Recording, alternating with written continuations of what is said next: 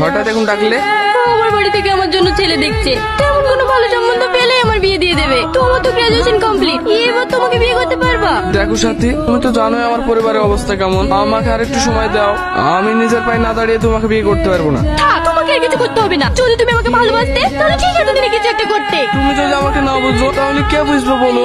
আমি তো চেষ্টা করছি, তাই না? থাকো তুমি তোমার বুঝ নিয়ে, আমাকে বুঝতে এসো না। শোনো সাথী, আমার কথাটা শোনো সাথী। এখনো বাড়ি আসলো না, বয়স বাড়ার সাথে সাথে যেন অফিসের কাজও বাড়ছে। কখন আসবে কে জানে। আবু তো খেয়ালি গা। না মা, আব্বা আসুক, একসাথেই খাবো। সত্যি করে বলো তো, তোমার এখন ফিরতে দেরি হয় কেন?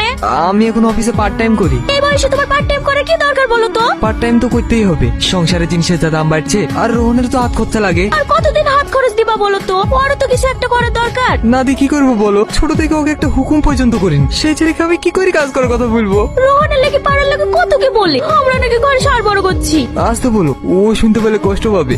আর কতদিন এভাবে জেদ ধরে বসে থাকবি বোধ? এবার তো বিয়ে কর না মা, আমি বিয়ে করলে রোহনকেই করব। কিন্তু ও তো বেকার, তোর জন্য খুব ভালো ভালো জায়গা থেকে পাত্র আসছে, তুই আর না করিস নি মা। রোহনকে আর কিছুদিন সময় দাও মা, ও কোনো না কোনো একটা চাকরি জোগাড় করে ফেলবে। আজ 2 বছর হয়ে গেল, তুই আমাদেরকে এই কথা বলে থামিয়ে রেখেছিস। আমি আর তোর আব্বাকে থামিয়ে রাখতে পারবো না। মা মেয়ে কি এত আলোচনা করছো? দেখো না, ওর সে জেদ ধরে বসে আছে। যে ধরে কোনো লাভ হবে না, আমি ওর বিয়ে এই মাসের মধ্যে ঠিক করে ফেলবো। কথাটা ভালো করে মাথায় রাখিস। আসছি মা, দোয়া করো মা, আমার জন্য এই চাকরিটা হয়ে যায়। তোর জন্য আমি সব সময় দোয়া করি, আল্লাহ যেন তোর সব ইচ্ছা পূরণ করে। যাচ্ছে রাজপুত্র এত বড় হয়ে গেছে, সংসারে কোনো সাহায্য করতে পারে না। পড়াশোনা করেও তো বাপটাকে উদ্ধার করতে পারলো না। ও আর আমার কি দোষ দিবে?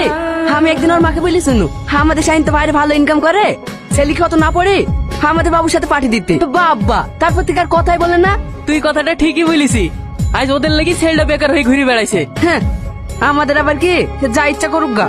ইয়াসিন তুই এখানে? আমি তো এই অফিসে চাকরি করি। তোর কি খবর বল? বাড়ির সবাই ভালো আছে তো? হ্যাঁ, সবাই ভালো আছে।